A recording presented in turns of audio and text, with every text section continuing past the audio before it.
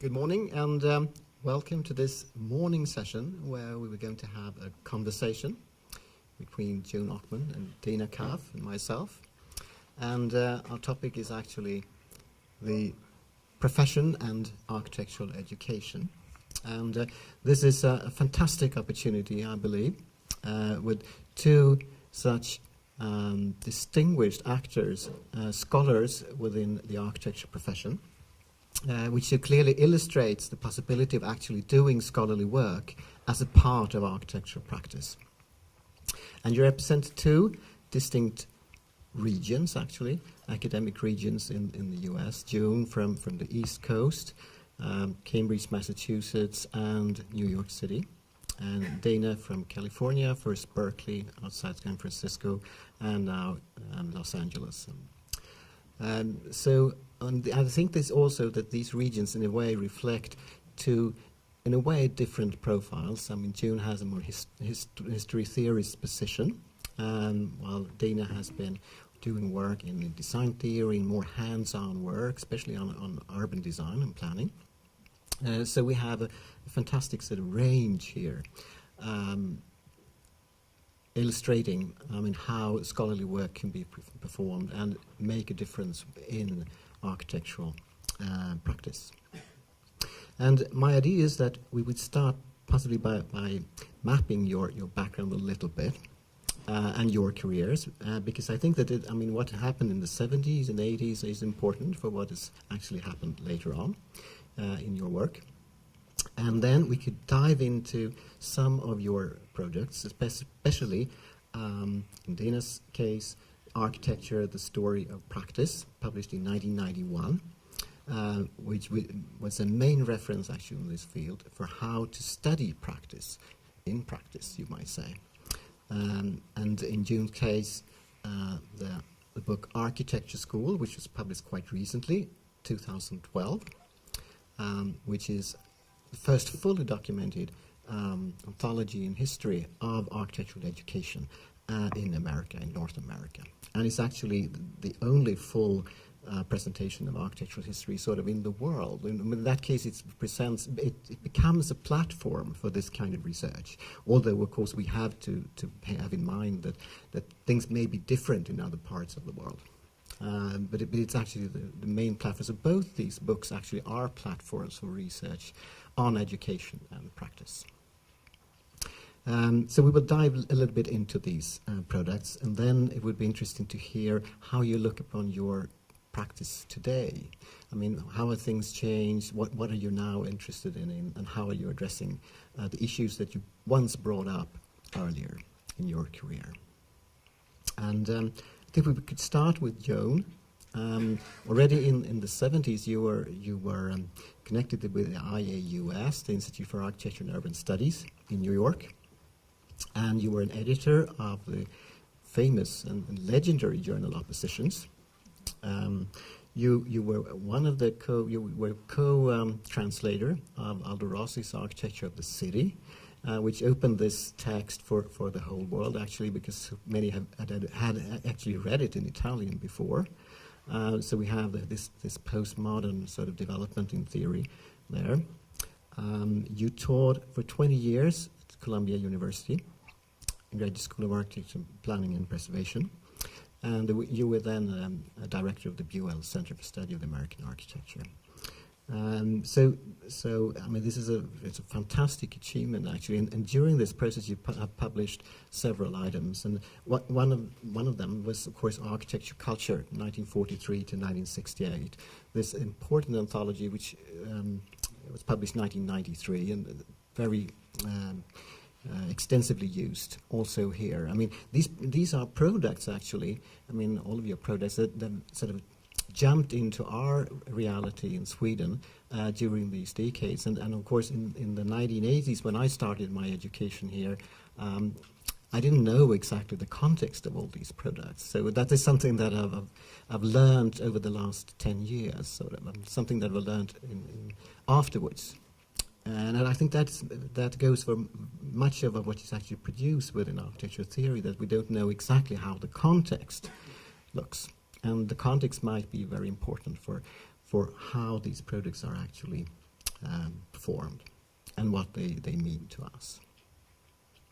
And I would like to ask you now, how did this early career, how did that affect your later work, do you think? Well, thank you for the intro. And I must say, listening to all that, watching my sort of life pass before me publicly here, I must sound like the kind of consummate insider, but I have to tell you that I feel more like the ultimate interloper in this field, having almost stumbled into it by accident. Arriving at the Institute for Architecture and Urban Studies, this legendary think tank founded by Peter Eisenman with some help from the Museum of Modern Art and Colin Rowe and some others, literally stumbled off the street into that place and discovered architecture, although architecture was hardly what I thought it was, what I found there, and then got involved subsequently in various ways, including going to architecture school. But I have to say, looking back on all this and this very circuitous route I took to get there, and then even have occupied since then in relation to the center of the field, practice, is possibly a route that is not as available today, that the fluidity and the porosity between fields that one could sort of naturally navigate back then things have been so much further professionalized now. And of course I'm talking about the United States. Perhaps in Europe it was always that way.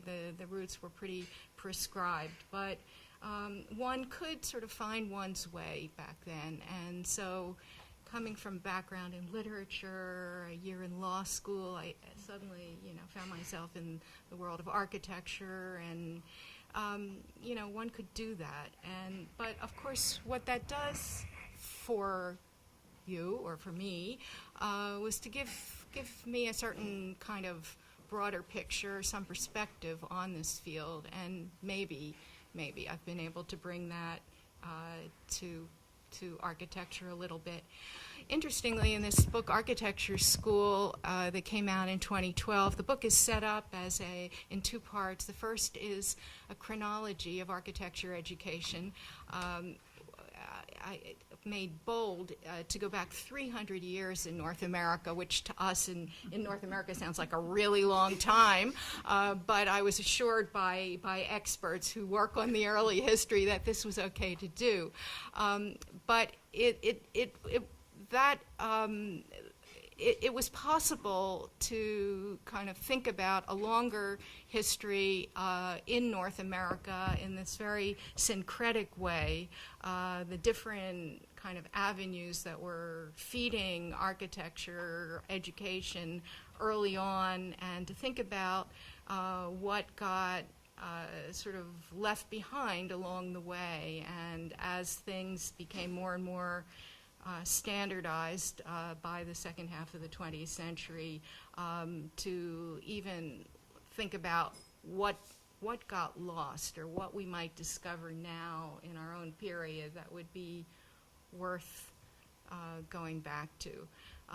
But in any case, apropos of this book, as I emphasize strenuously in my introduction, is how preliminary this history is.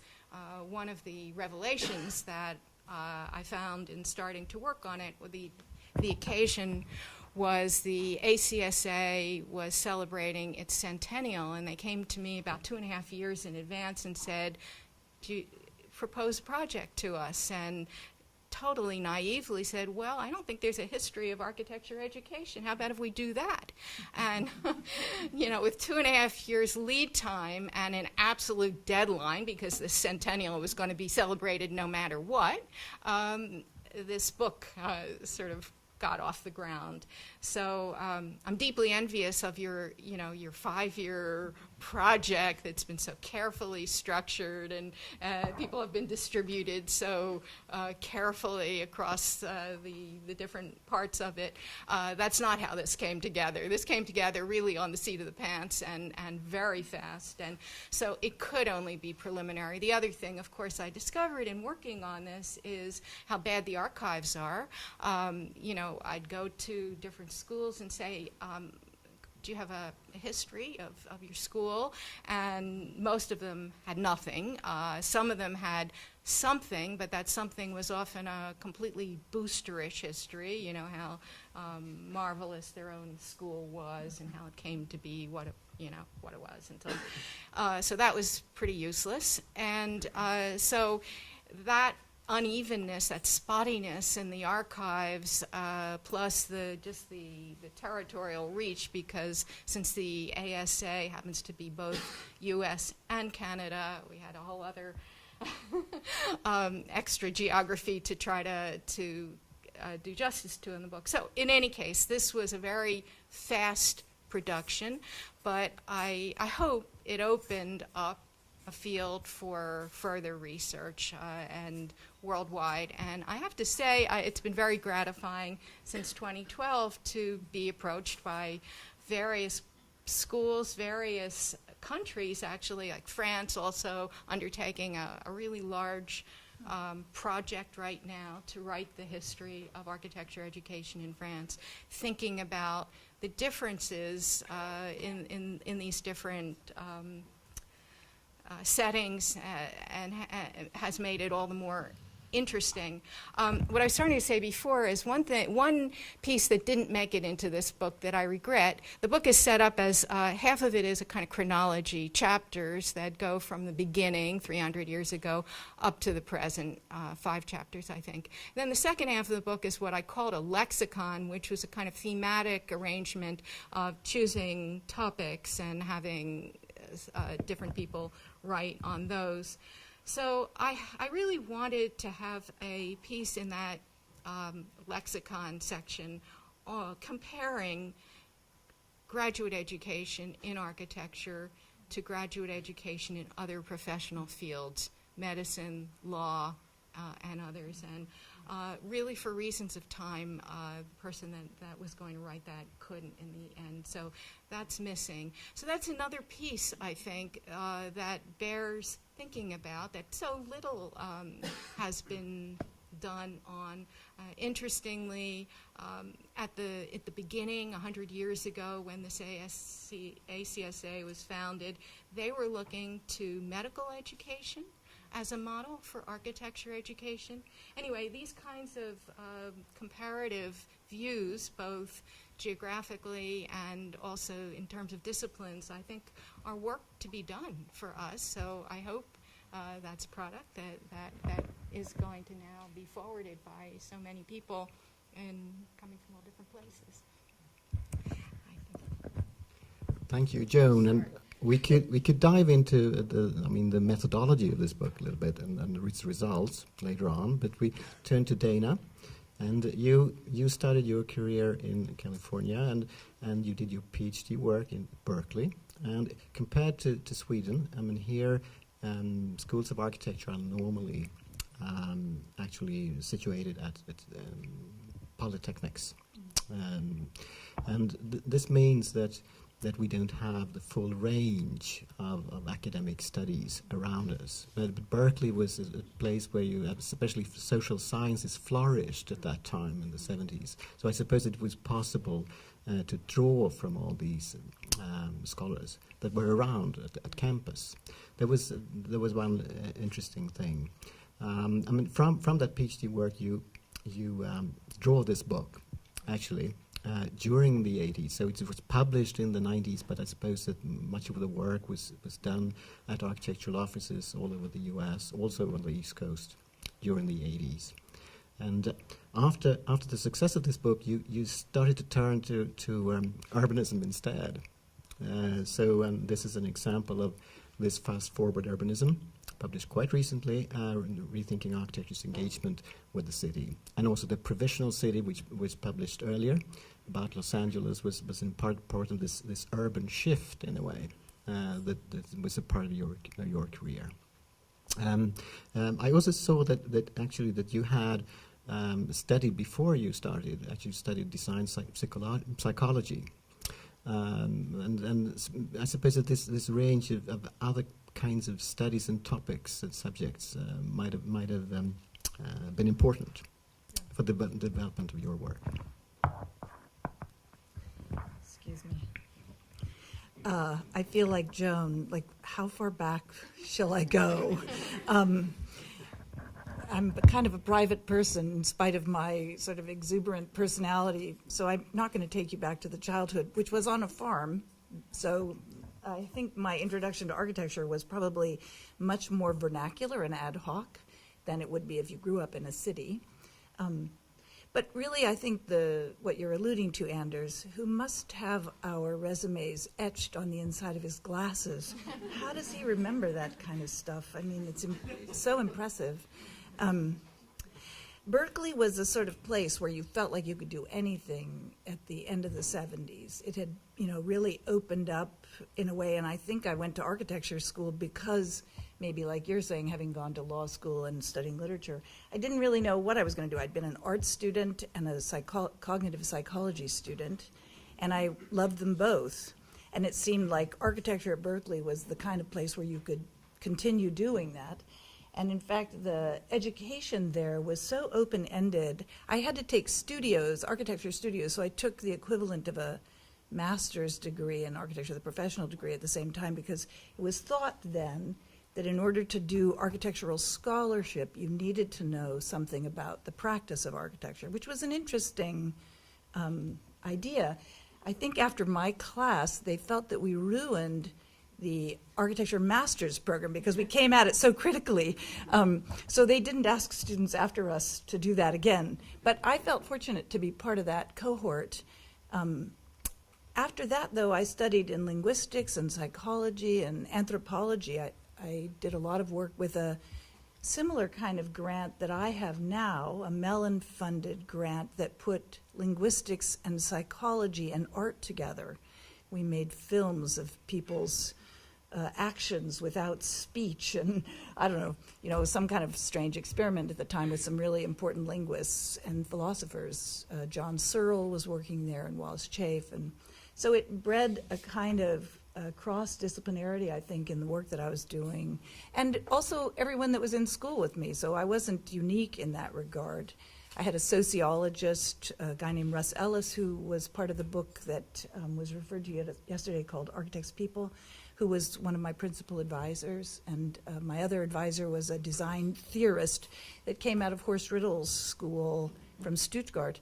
So, there was no such thing, I don't think, at the moment, like a discipline the way we're working on it now. That's good and bad in a way. None of us knew quite where we were located in relationship to anything besides each other, I would say.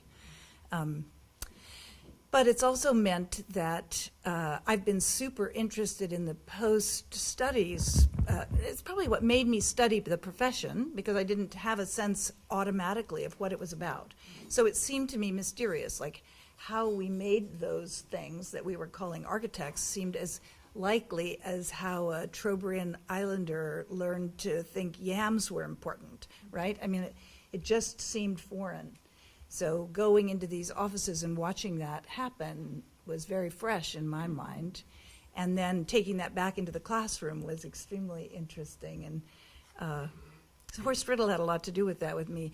He said, I remember at one point, he had kind of a big personality, and he would say, "Yeah, after they're done with my class, they can't pick up a pencil again." And he was very pleased about that.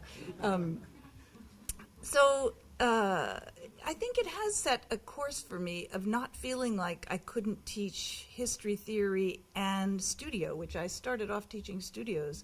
And in some ways, when I look at the students that we're producing now at UCLA and elsewhere where I've taught, it's important, I think, for our students to have some studio experience if they come to us from practice, because the positions are very rarely purely history theory. It's hard to find, there's one a year in the United States these days, mainly because, the older cohort, us, haven't left yet, but also because they're not expanding those parts of the programs. So in a way, it's kind of come back around, I think, in my own teaching of my doctoral students and my master's level students, that we encourage them to be more polymaths than as, autonomous disciplinarians, which might have been true 10 or 15 years ago. I think the only other thing I would add to that is that being from what now we think of as the left coast, it's also opened up a kind of world to us and our architectural scholarship that people like Mark Rakitansky actually at MIT has really done a lot of the scholarship on. But it means that we've had a kind of connection to Asia and to Mexico and the Americas more broadly that's really expanded our way of thinking about the discipline, and I find it's extremely enriching.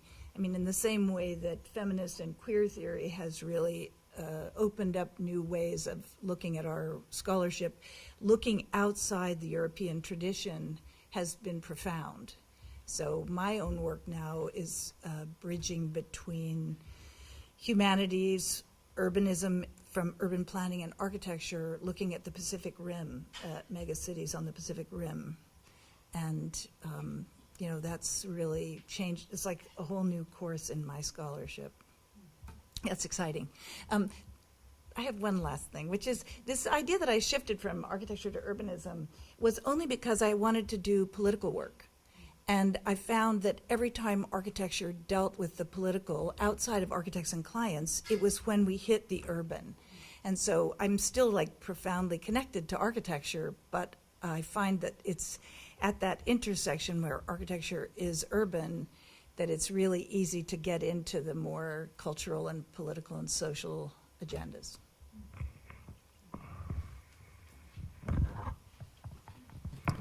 Thank you, Dana. I'd like to dive into these two products for a moment and look about the methodology, how it could be used today, and also perhaps the results and how they could be used for us today. And after that, we could open up also for questions from the audience. And we could start with Joan's work on the architecture school then, again. And you said that the archive was a distinct problem with this architecture school. And I acknowledge this problem, of course, also here. I mean, architecture schools seem to archive almost nothing of their work. So it's for a historian, it's sort of catastrophe to actually work with this topic. So what I wonder is, how did you actually collect the data? Was it interviews, for example? And especially since there are more than 30 people listed as authors in this book, and probably more people than that was involved in collecting data. I wonder how was it organized, and how could this sort of work could be organized? For example, if we would like to do it nationally in Sweden. And also, I would like to discuss some of the results, because you say in the introduction that the idea is not, as often with historians, to propose sort of solutions for the future. The idea is to actually make it possible to reflect on architectural education in a scholarly way. But also you note in your introduction that a very, very clear mark of architectural education is that it's hybrid in character, actually, and it's not a very easy curriculum to collect. It consists of different parts, and we might even say, as in polytechnics, that it's a sort of piecemeal education in a way. We have the studio, which is a dominant feature of the architecture education, and then we have all the courses which have a sort of piecemeal character. And how to balance this situation is really a problem, and something that we have to deal with all the time. And of course, the course program must be up to date and according to what the practice demands, for example, and the theoretical developments. So these are the questions that I would like to raise. cognitive results and methodology. Okay, well, as I just said, this project, I guess, was characterized more by being unorganized. I won't say disorganized, but it didn't have a rigorous organization. There wasn't time to have one. But there are, I think, 36 contributors to the book, so different authors took responsibility for their contributions. On the other hand, corralling them all was complicated, and I have to say one thing I realized in editing this book as opposed to my architecture culture 1943 to 68, where many of the authors of the documents, it's basically a literary record of the period after World War II, were dead. It's harder to work with living authors than dead authors. I can tell you that from an editorial standpoint. But in any case, I would say that, with sufficient lead time, with careful organization of a team, it would be possible, I think, to cover the field properly. What I was forced to do was, gather stuff and feed authors as best we could, and tap into. I had my research assistant, Rebecca Williamson, who had been a student of mine at Penn years earlier, did an absolutely amazing job of just gathering what was there, spending many hours in archives in Washington dealing with institutional records and things like that. So yes, but I would hope for all future projects that they would be better organized than this one was. Apropos of hybridity, that's a major issue in our field, I think. This really is such a heterogeneous field. I'm thinking about something that Manfredo Tafuri writes in his essay, The Historical Project, where he talks about methodological eclecticism as being essential to working on architectural history, architectural materials, because architecture can, vary from being, a triumphal arch to being an urban plan, to many other things today, to being, a digital product these days. So who could possibly have the expertise or the single method of approach to all of that? So I think a certain kind of set of differences is productive, actually, in approaching this material, and it's not necessarily a good thing to try to make it too consistent. I think that, in a way, suppresses the richness that exists in this field. And with respect to that, just to kind of go back to what Dana was talking about, this richness is also a problem in the field, because who can have the expertise to relate to what the complexity of everything we're dealing with today? And I have to say, relative to my own teaching, to go back to that for a moment, precisely the kind of new complexities of the field and the paradigm shift that we've experienced in relation to the digital in our time makes dinosaurs like Dana and me, maybe I should speak for myself. Have to play catch up here, try to fathom, things that were not part of our own education in order to relate, to teach students who, are far more deft, even at just pushing the buttons than I am. And so that also, for me, has been an incredible learning experience in recent years in relation to my students. So apropos of a kind of educational project or an educational setting, I have to say I learn as much from my students as my students learn from me. But because of this now new complexity, and that complexity not only technological, but also geographic again, global. So finding myself teaching history to an incoming class of 85 students at the University of Pennsylvania, more than half of which, or much more than half of which, are not American or European anymore, and trying to make this history relevant to students that are coming from other places, I find myself again having to be an expert on things that I can't possibly be an expert on. So I think that's one of the issues that we really need to deal with today, how we are going to globalize our teaching, our curriculum, in a credible way, not pretend, to know something about places that we hardly can. I find myself using a book that actually had some role in helping to edit. It's Jean-Louis Cohen's book. It's with this crazy title, The Future Since 1889. But it truly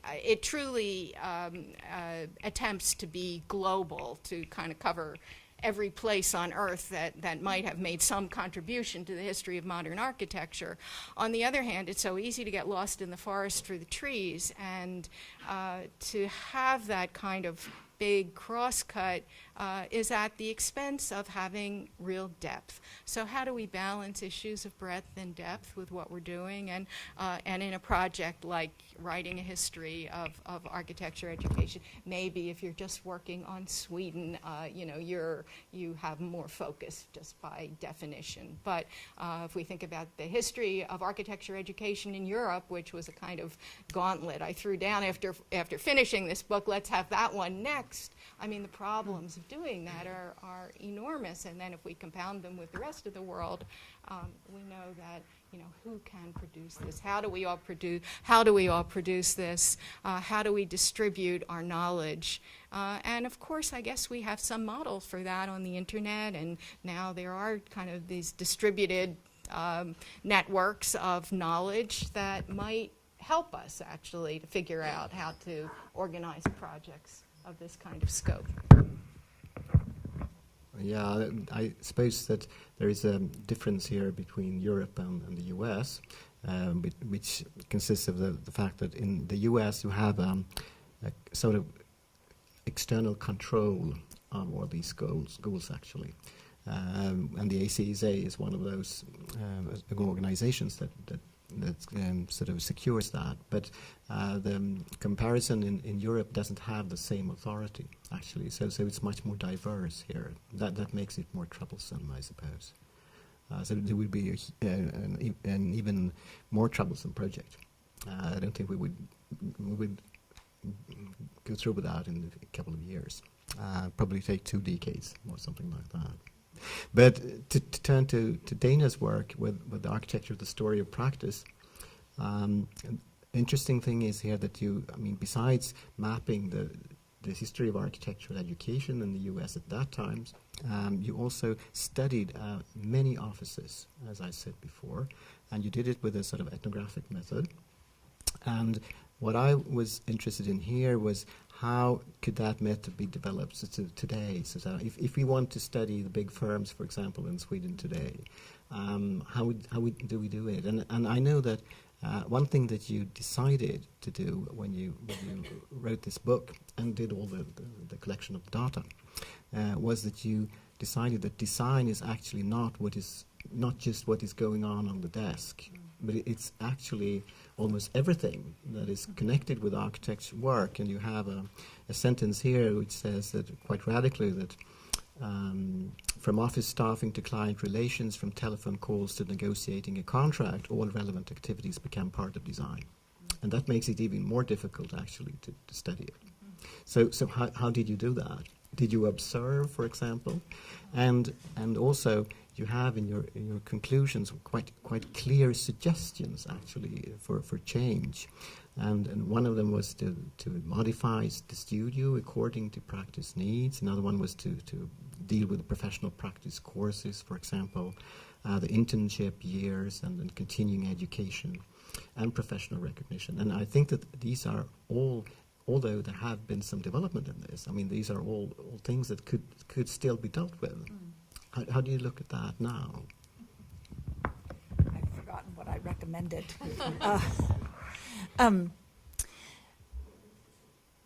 Yeah, so I spent a year in 3 different firms as part of that research, and then did other kinds of studies, mainly interview kinds of work on other firms later than that. But spending a year in 3 firms, basically hanging out with them like any anthropologist would, made it so that I was watching things that weren't necessarily worth watching. I guess that's the way you'd put it, right? I mean, as anyone knows in their workday, most of the time, you're doing something that doesn't seem that goal-driven, and that was certainly true in architecture also. I think when you come to that from the outside with a certain kind of expertise and method, it helped to look at it rather than just to dive in as a young practitioner and get stuck in the middle of it. You don't have as much perspective as you can take. And I think what Albena is doing, Albena Yaneva, from OMA to the work she's doing now, is really, a profound development out of that same kind of methodology.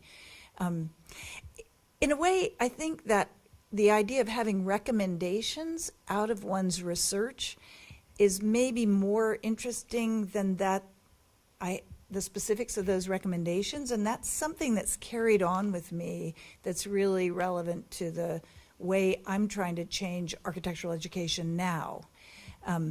And that is to borrow from architecture as a practice the notion that we're always working towards something that ought to be, changing the world in some way towards the one we want to live in. I'm trying not to go towards utopology, but that little dirty secret is all of ours, I agree. And trying to figure out how we get the other disciplines to borrow that practice of ours to think about research as having implications.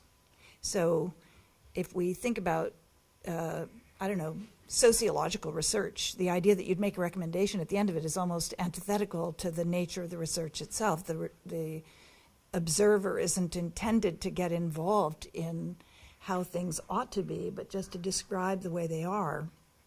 And it seems to me, especially in the United States now, where really higher education is under fire in a big way. I mean, half the Republican Party thinks there's no value in college education. It's some huge number of people.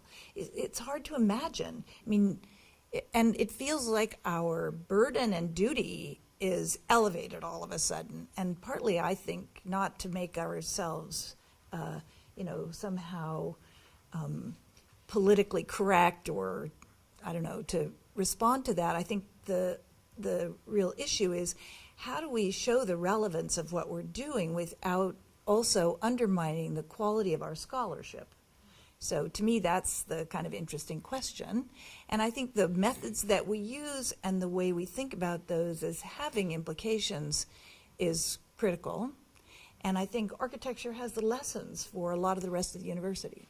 So when we bring humanists into working with us on urban questions, so we use the city as an object we hold in common with lots of different fields. And in that regard, it allows architects and other people within the university to collaborate in meaningful ways. We expect that the literature student and the philosophy student and the anthropology student do more than be critical, do more than develop a critical stance, but to actually take that critical stance and say, and therefore what ought to be. Stick your neck out and risk making a proposition. And let's speculate about the future. And so I think in that regard, architecture, we haven't really taken advantage of that aspect of architecture. We often think that the studio has been the thing that we should share, or, our ability to train students to go into a variety of disciplines.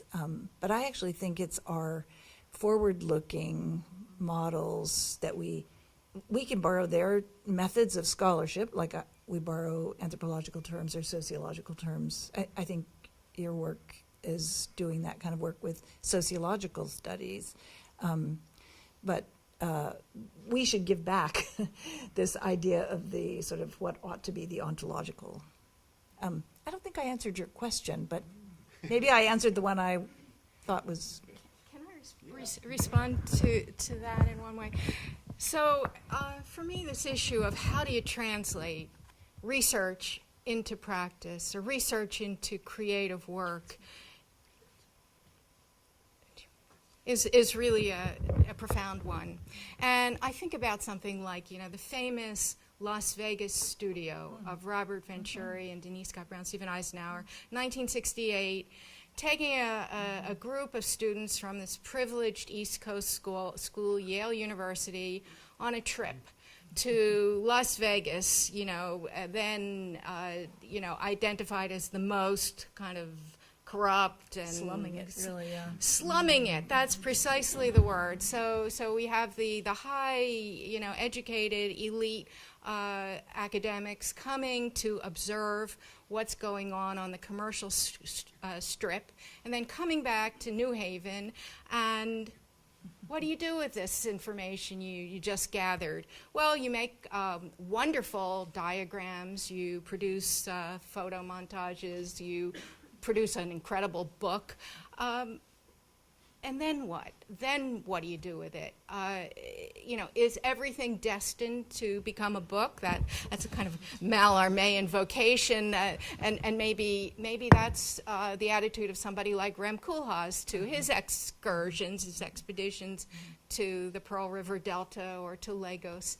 But again, that translation into the project is not something that happens automatically.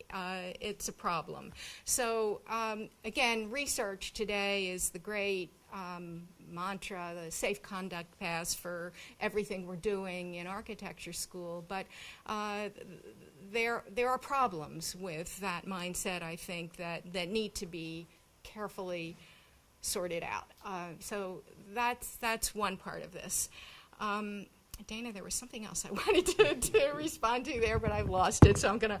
Well, I would just qualify what I said by, I don't mean to suggest that all academic work should have implications. I think people should dig in the archives. I think it's a luxury that I've enjoyed at times. I wouldn't want to eradicate that. That seems like something we should forever preserve. But it shouldn't be the only thing that we do, and especially in architecture, it seems to me there are many other ways in which our scholarship can become part of the conversation about ethics in society today, for instance. So. I did remember actually what the second point was.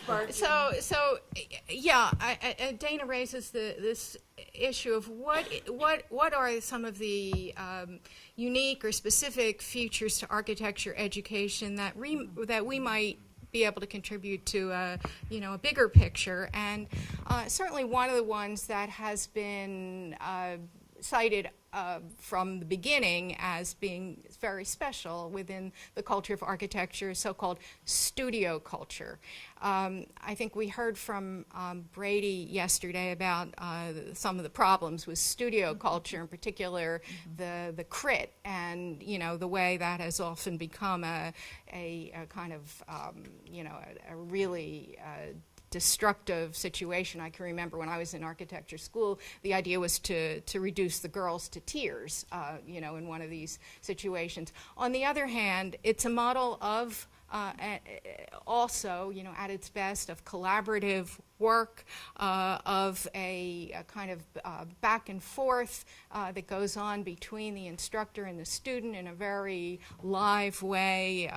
The whole working, over the boards. I mean, how the computer is now hijacking some of that intimacy or sociability of the studio is a question we can face today. But I do think there are these particular contexts within our field that are really unique and would be worth thinking about how we can kind of, and research, I think, is also one that to which a studio culture lends itself in a good way. Thank you. And finally, I think we could give you the opportunity actually to tell us what you're doing right now. I know that you're producing books, but before that, I want to give the audience the opportunity actually to also pose questions, because this is a very exclusive opportunity, and we have a fantastic audience which is of a seminar character, so we really have to have the opportunity to create some sort of dialogue here. I just want to ask first if it's possible to just repeat the question in the microphone, because we have I think the cable is quite short. Is that okay? Yeah, perfect. So we do that. We're very concise. We can repeat the question very concisely. I think Katarina will like to start. Okay, so concise questions then.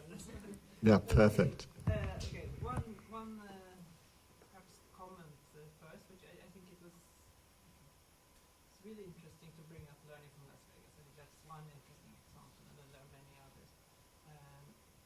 That I think, it would be extremely interesting to do a kind of reception history of that work and how it has actually then sort of become important in different ways. I know one example here where we had a work where this was really pivotal in order to study a sort of Swedish context in this. So doing those. One idea. Yeah. Can you take the question again? You can maybe use this microphone. Yeah. Maybe it's easier because Yeah. to be so concise. Perfect. No, it was Perfect. this. I think it's really interesting to. Does it work? Now you can go. Yeah. Yes. Go on. Okay. No, I think it's really interesting to bring up, for example, a work like Learning from Las Vegas that I think, because of its maybe sort of exquisite nature, it's a very clear study, you go and you publish this book, and then you can ask, okay, of what use? But then if you would study like a reception history of how this landed in different studios, in different architects' minds, and has been used, I think you can also really fairly say that this methodology has, there are some examples where it's extremely productive. So doing that kind of almost elite project then actually does have an effect. Just to say that, and then I think it's a fair, like one can really have that. It's a very fair and important critique also of Colas projects and so forth. But this kind of publishing industry and spreading that also has a particular use when it lands in the studio, so that's, I think, very interesting. Then the second one, just to say, which I think would be interesting to hear your reflections on.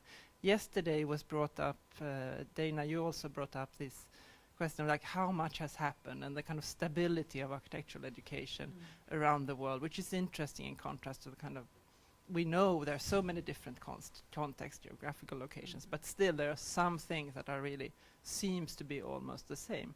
But then we also know that we are all in different ways experimenting with trying different methodologies, and we are like tweaking the crit, doing things like Brady was talking about yesterday. And it would be interesting to hear you reflect on that. On one hand, the kind of normative, the kind of conditions, the stable conditions, but also what is happening with all these experiments. You said when you studied there was a kind of fluidity of disciplines. Maybe this is something you are also trying to achieve now, but it's not always like that. What are these experiments and things that are happening? Is it shifting things, or to acknowledge that in some way? Maybe Joan knows more about this than I do, but the international effort to regularize architectural education, how much is that influencing education here in Sweden? So there's, especially a movement in the United States to Asia and in the EU to get everybody to do the same thing. And I think it's really a mistake, because I think it's going to undermine the differences that we see in different places, that it just makes that core more rigid and more institutionalized. But it's intended because we're all practicing across the globe now. So I'm very interested in the experiments that you're talking about. To me, most of those experiments are happening just outside, again, in the sort of margins, outside professional training. So within the professional training, at least in the United States, it's fairly static. There's maybe we don't all have housing studios anymore, but basically the structure studio and the environmental studio and those things stay the same, even though it's ironic because we're in perpetual crisis and perpetual increasing complexity. We've never had a moment when we didn't describe ourselves like that. If that's the case, there should be a pressure to change, right?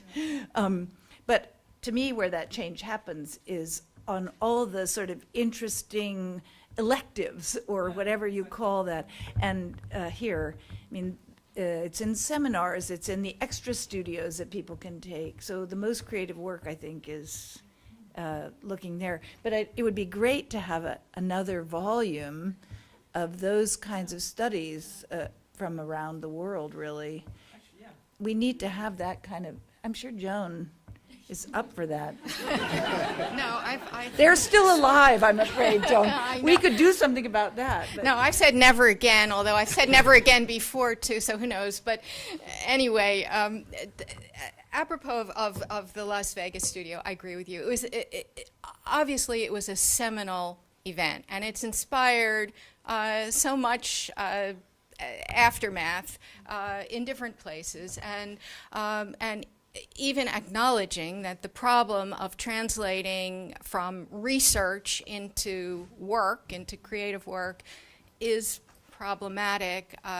Nonetheless, we feel compelled to try to do that, and I think that this studio inspired that. It's also inspired some other things. For example, in the U.S., and I don't think you have this here, or maybe not so much, but the studio trip gets invented after that, and of course the places to go get more and more glorified and glamorous as studio. And this is what we see in American universities, as there's competition among studios. So who can make the most exciting trip? Let's go to Brazil. Let's go to Japan. Whatever it is that year, that becomes kind of part of a dog and pony show that is trotted out at the beginning of a semester, and the students sign up for the one that sounds most exciting. That sort of stuff. But nonetheless, I think the idea of going to a place and working on that place and then coming back with whatever got collected and trying to make something out of it also has positive value, and I think we see that, and books and media obviously are the conduit from one place to another, and have always been in our field, but all the more so today. And I do think it's part of a process of dissemination of culture, and has always been important. Anders, you raised, you said, tell us a little bit about what you're working on today. I'll just tell you quickly about a new course I'm kind of daring to give right now at Cooper Union in New York, actually based on something I tried to do about 4 or 5 years ago, and it was a mess, and I said I'm going to put that aside and then come back to it. So anyway, the course in its current incarnation is called The Architect as Producer, a title that is borrowed from Walter Benjamin's Author as Producer, in which Benjamin emphasizes that the issue has not about the architect's ideological position on things, the fact that he or she takes a progressive or utopian attitude toward the world out there, but is concentrated much more on the architect's place within the relations of production generally, and to try to think that through, and to think through production in its biggest possible way, which includes not just production, but also consumption, but also distribution, but also kind of using up and recycling of stuff to really understand where the architect fits into a very large set of relations, I think is a project for us today, one that the schools absolutely need to contend with. We can call it a project of political ecology, if you like, for one. But I think that is, for me, that's where my head is at the moment, and I hope that, you know, to see, and I think various people in different places are working along these lines, and I think that's exciting. Thank you, and thank you, Katja, for your question. Now it's time for Jenny Nagosa. Thank you.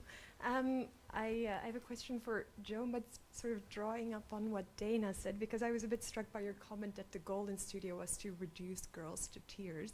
Now, when I've taught studio, it's never been my aim to reduce students to tears, but I have failed students, and the response then was, well, if I failed, that's your fault because you're providing a service to me. So I was wondering if you could sort of draw, or kind of drawing upon what you were talking about yesterday, reflect upon the sort of liberalization of higher education, the commodification of higher education, and if you could, based on the research you've done in the sort of architecture school book, produce recommendations of how are we to deal with this, that we are now sort of providing a service and our students are not students, but they're clients that we're supposed to cater to. Well, again, I absolutely don't have answers, just questions like that one. But certainly in this neoliberal context we're in, where the university now is in the business of you know, selling education to students, and students are clients, and then therefore have certain rights to demand value for their money, right? Especially when they pay crazy tuitions, which, again, I think here you are not affected as much as in the U.S.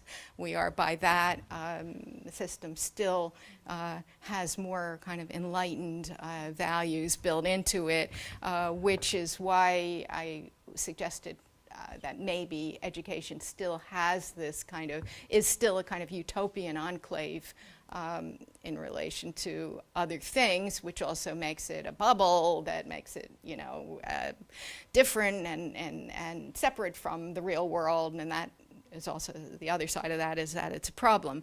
But on the other hand, yes, absolutely, we're facing now a completely new context of education. Education is an industry, and how to relate to that. And of course, research, the problem of research is absolutely tied into this, because research has to be funded, as we heard yesterday.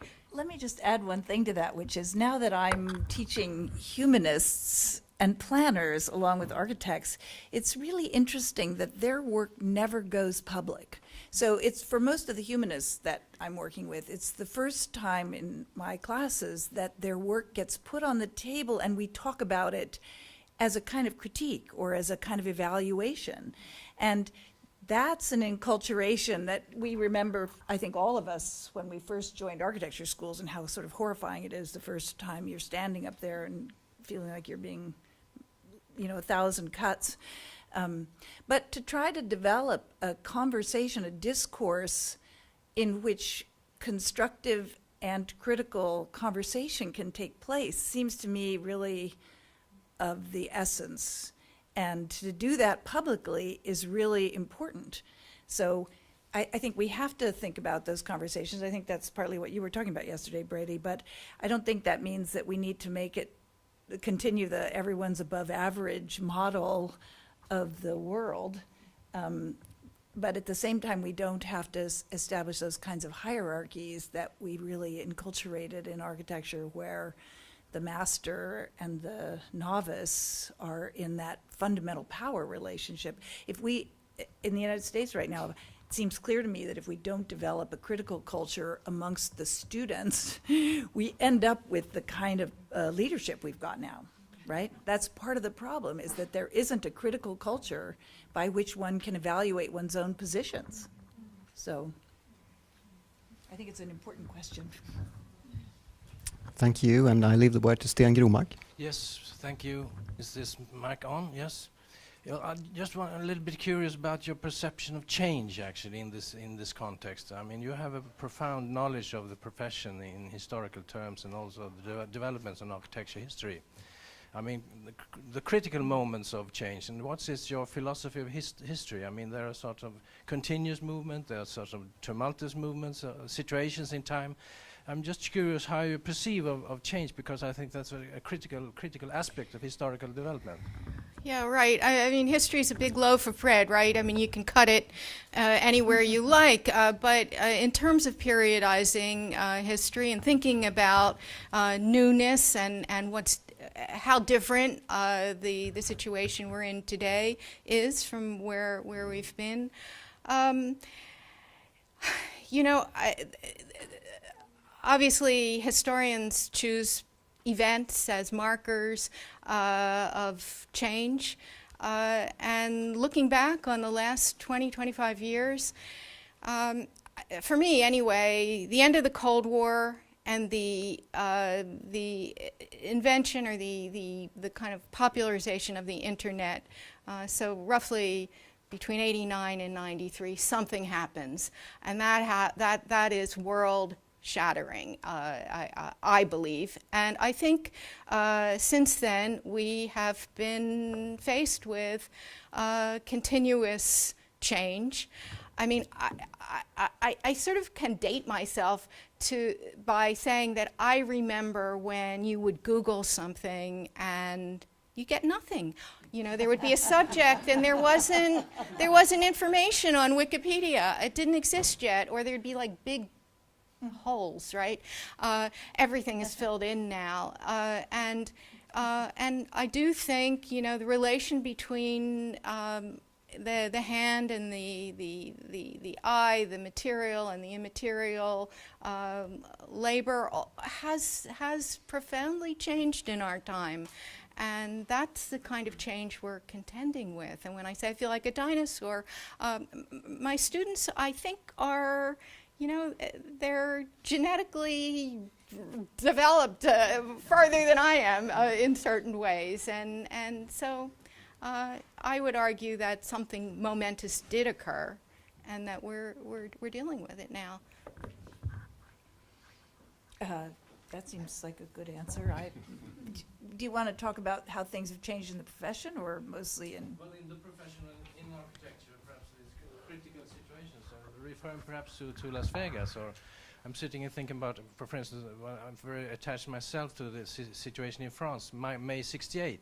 What happened with the sort of tremendous transformation of the profession at one point, and what happened in architecture? That's been a question I've been asking myself for quite a long time. So that's just an example of what I mean.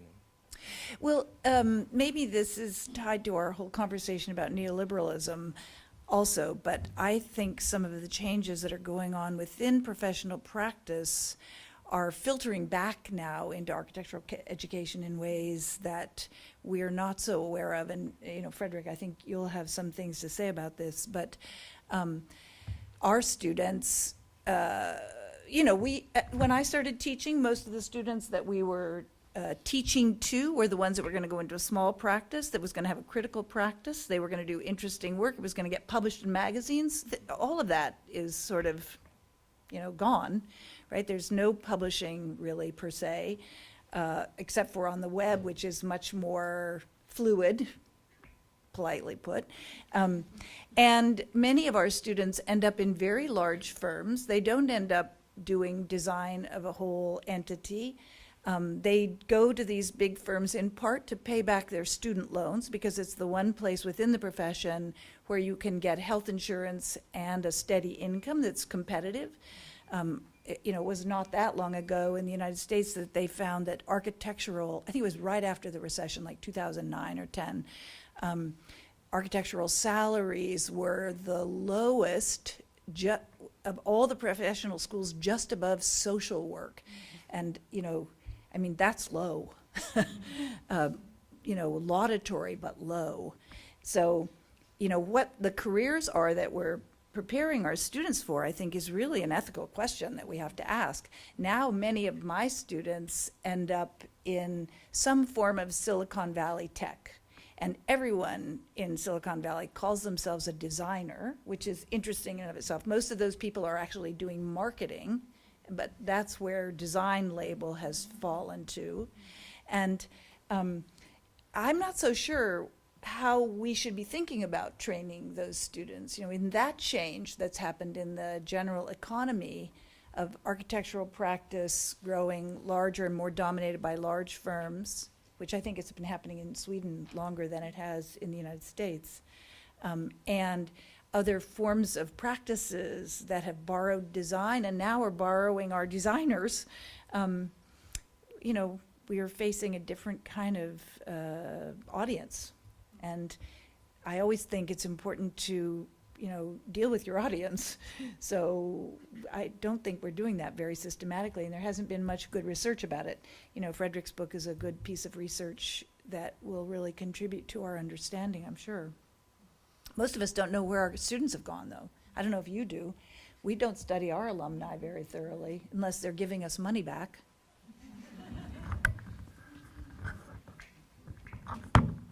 Thank you, and I leave the word to Per Mikael Sällström. And I said earlier that we don't have the same kind of control, I mean, organizations of the, as let's say a CSA, for example, but you actually represent the Association of Swedish Architects, which is a sort of equivalent to the AIA in the US, which is, I mean, might be of importance here. Well, I don't know, I don't want to overstress that. Is this working? Yeah.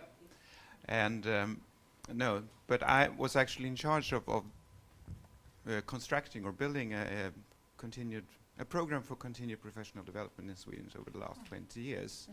So we passed about 1,300 of our members in this program. So that gave us some kind of insight into the changes of the profession.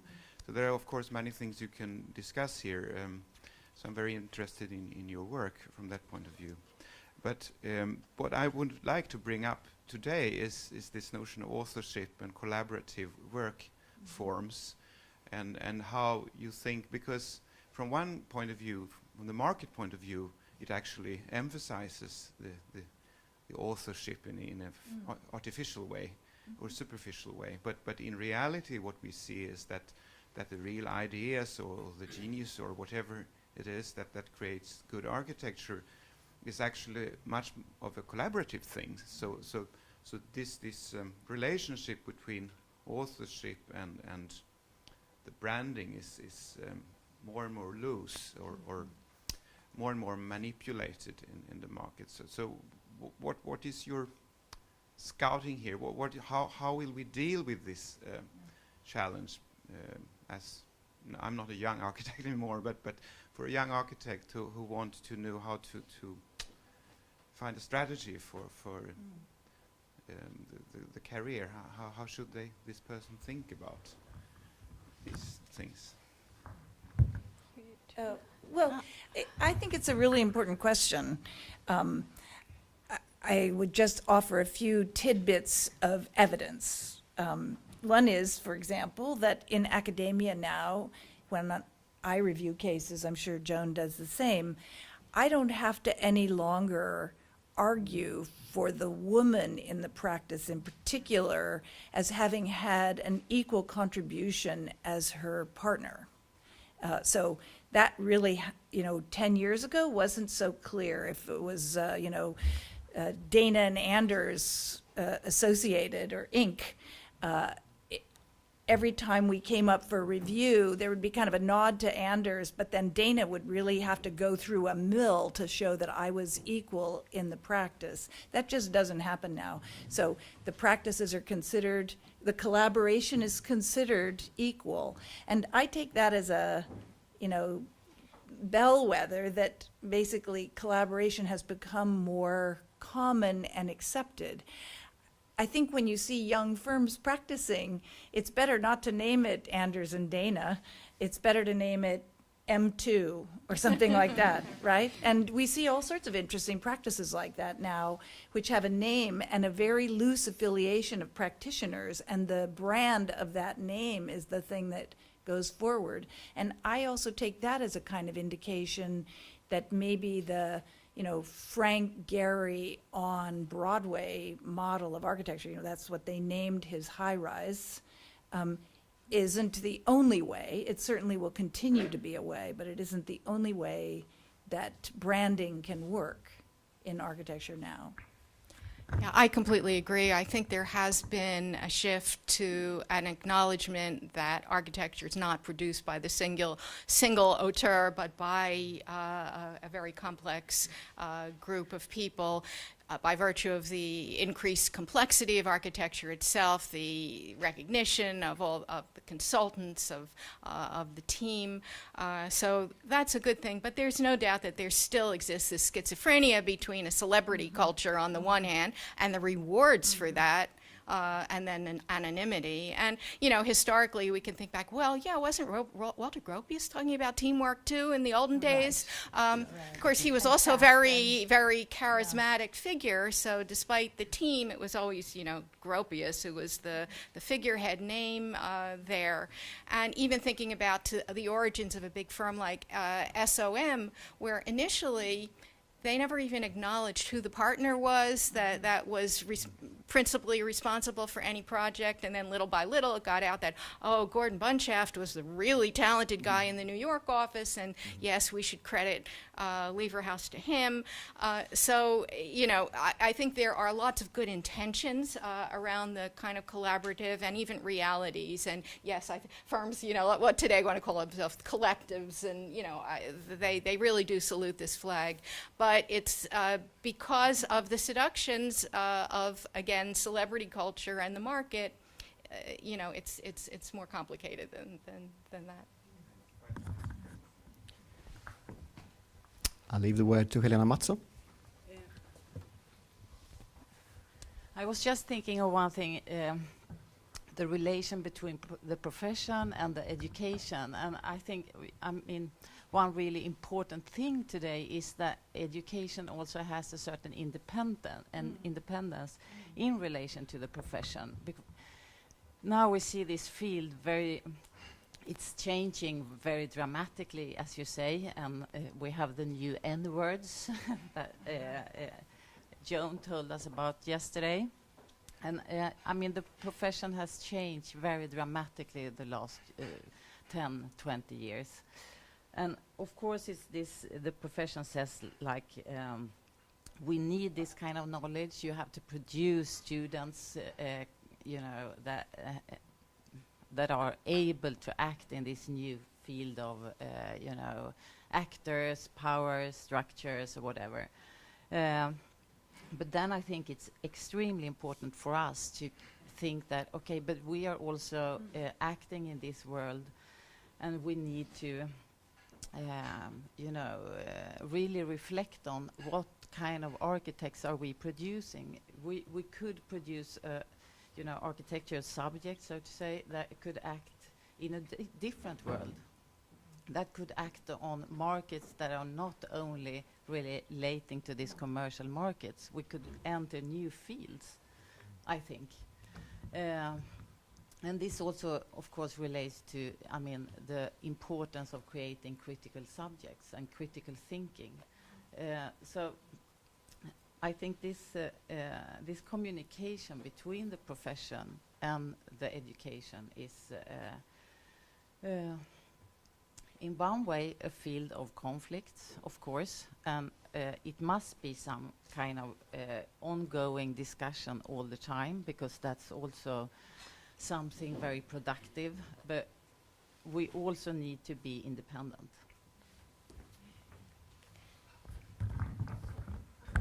I think one of the beauties of architectural education in that regard is the multiple programs that we can offer.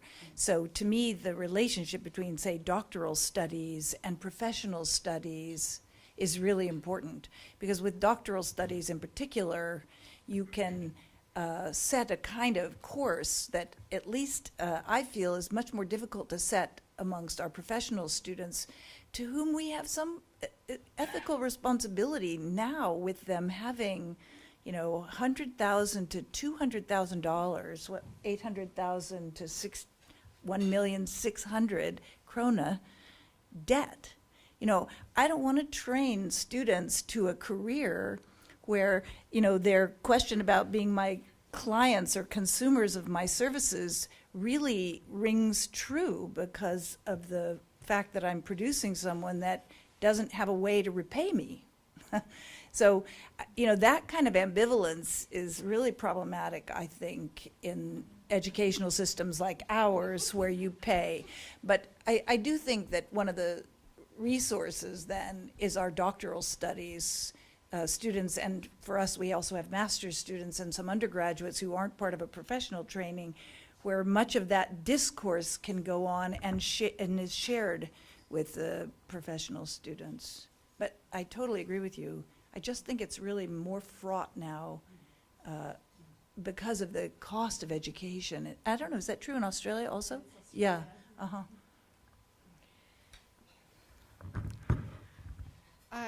You know, yesterday I was talking about preaching to the choir. I mean, I think all of us sitting in this room probably, you know, constitute a community of discourse where we would agree on many things and share a lot of values. The problem is what happens when, you know, we leave a room like this and go out into the real world, and our graduates, you know, again, to keep themselves alive, take a position in a big firm and then have to be part of the project inside there. So there are questions of consciousness, you know, that as educators, we want to send people out into the world with the ability to stand up to or resist what they're getting into. On the other hand, do they really have the resources or even the opportunity to do that given economic realities and so on? I found the last two projects that were presented last night inspiring. And not only because they were talking the right talk about, you know, the theory, but because they actually managed to get something produced, something built. And it struck me how sort of dialectical the kind of techniques of realizing things are today, how this very same techniques that are being used within this kind of neoliberal big firm context can be, you know, mobilized or appropriated from the other side to do the opposite. And so this network culture, you know, another of these N-words, can also be mobilized in a different way. And so how do we enable that? How do we, you know, without a sort of small scale, from the ground up, bottom up kind of solutions, how do we make that kind of powerful rather than trivial? These questions are obviously ones that we have to wrestle with. I have to say one thing about this Trump world that we're coming from, living in. One thing that's happened, if there's any silver lining to it, it's that a lot of the demons have come out of the closet. Stuff that we didn't acknowledge was happening, we now see right out in front of us. It's blatant. And given that, I think there has been a certain kind of politicization of and consciousness raising that's happened in spite of itself. My students are much more engaged politically. When this kind of the digital thing started, you know, it was possible to just tune that out for most of the 90s into the beginning of the 21st century. I don't think we can do that so easily now, understanding exactly what's going on. And so, you know, maybe that is a silver lining in all this. Thank you. And we now have 3 questions left on the list, and after that we will have to conclude. And it's Brady Burrows and Katja Grillner, Fredrik Nilsson, and I'll add Katarina Gabrielsson. Okay. So we'll have 4. Please, Brady. my question sort of is going to come at a tangent now, but I was wondering about the importance of the architectural library today in education. We talked about the digitalization and us as researchers producing books. A lot of us make books that go in a library, which now we don't even have an architectural library. And I sit with design students with their laptops open, and you give them a reference and they go to Google Image, and it stops there. And then what do we do today? Or what's the role of our architectural library today in the US? You go ahead. I mean, I'm just worried about time here, and this is a subject that's very dear to my heart. And you know, what is the status of print, the book today, the library? You know, hopefully it's not become just a kind of museological condition, books, and a precious thing that we have as part of our collection, but it is still alive somehow. Again, you know, despite the Amazons of the world and the fact that everything is available online, we are somehow in the United States also seeing a resurgence of independent bookshops and stuff like that. So, you know, maybe having gotten over the kind of hurdle of absorbing this kind of digital culture, we're now going back and salvaging some things that still have value, that we can still appreciate. I don't know, but it's definitely a problem, and it's a problem in education. It's a problem with students who, as you say, have their laptops open, hit a button, and can, you know, read, you know, look inside on Amazon, and that's the book for them, and, you know. I do find, though, that my students are getting much wider source material because it's all online. So in that regard, we can't romanticize the library per se. You do have to get past the image section, but. That's absolutely agree with that. Please, Katja. I think I'll just hand over because I Okay. think it'd be Fredrik Nilsson. Okay, thank you very much first for extremely interesting discussion. Very, very thoughtful in many ways. But I just wanted to go back to the notion of the profession again, because we in a way seem to be talking about it as a homogeneous body, the profession. And traditionally within professional studies, it's considered to be based in a certain training, a certain knowledge, and also certain ethics. But nowadays, as Dana said, we don't really know where our students end up, even in Silicon Valley companies and things like that. Is it possible to talk about one profession, or what is the profession of architecture today? Which is, of course, formed both in the education, like you're talking about, Joan, but also in the practice. But perhaps can you reflect on that, the notion of the profession today? Well, I think we certainly still have a profession. I'm not ready to go that far. And I think that it actually has changed so that we can identify it in its historical evolution as having undergone some substantial changes that are important ones. And I'm interested to see what the blowback from that is. So I consider the most substantial change happening within the profession. That is where architecture, the material culture, the material world of architecture is produced. Okay, so that's that stable core again, that I think, you know, we don't have to throw that out, even though there's been other wild changes. Those are the firms you studied, right? So, you know, that the large firm now controls so much of the architectural dollar globally, and that practice is global now, particularly from certain countries.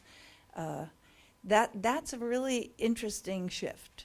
And to me then, like, what's the reaction of the minor literatures or the, you know, margins is also worthy of a lot of study, and that's maybe part of the profession, but not what I would call the core of what we're defining ourselves as.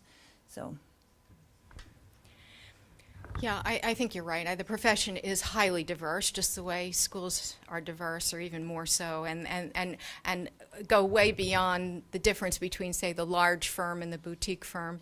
I thought it was nice the way you were looking at research in context of different scales, different size firms, but also there's so many different kinds of teams and collaboratives and firms that are operating today, so they're having different kinds of experiences, and I think we need that nuanced view. Thank you very much, all of you. And 2 of the questions were actually dropped, so it's time to conclude. And I would like to just say that you're actually now working on a couple of books, both of you. So we're very interested to, of course, to see the result, and probably already next year. I think that Joan is working with an ontology and also with a new history of modern architecture, actually, with Thames and Hudson. And Dana is working with a publication from City Lab. Yeah, I have a book contract with MIT Press at the moment to do the book on urban humanities, which is coming out of all the work we've done in the last 5 years, and has a lot to do with trying to think through how architecture might implicate other disciplines. And then I'm trying to document, it's kind of a follow-on to Fast Forward Urbanism, of how City Labs set up a model of a different kind of practice, really. An academic / professional practice. Well, the title of my anthology, it's actually a collection of my writings, my essays from almost 30 years, and the title is Architecture Among Other Things. So maybe that's enough said about it. Well, thank you so much, both for coming here, joining us for these events, and especially today for sharing so generously your experiences over a lot of decades, actually. So it's been fantastic for us, and I also want to thank the audience for coming here this Saturday morning, actually. It's not the normal time for these kind of seminars. You've been great, and also contributed with the questions and comments. So thank you all. Thank you.